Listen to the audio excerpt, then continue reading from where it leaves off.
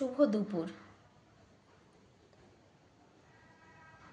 এক গ্লাস জল, একটি থালা আর পছন্দের রান্না।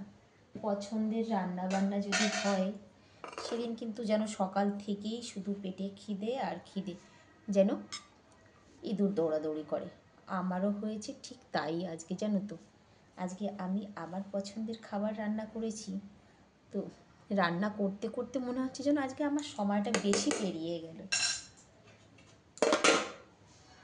খাওয়ার সময়টা যেন ওভার হয়ে গেল, কিন্তু আদৌ তা নয়। খাবার এখনও সেই টাইমটা হয়নি। একটুখানি নুন দিয়ে আছে, উচ্ছে আলু ভাজা। কথার মানে পছন্দের বললাম যে, এটাও কিন্তু আমার পছন্দের খাবার, উচ্ছে আলু ভাজা। আর তার থেকেও বেশি পছন্দের যেটা, সেটা হচ্ছে এই যে এক বাটি খাসির মাংস, তাও আবার চাপের মাংস। বেশি কিছু রান্না করিনি, কারণ ভালো মন্দ রান্না হলে একটাই যথেষ্ট। আমার তো শুধু মাংসতেই পেট ভরে যাবে। তোমাদের কার কার খাসির মাংস পছন্দ একটু বলো তো।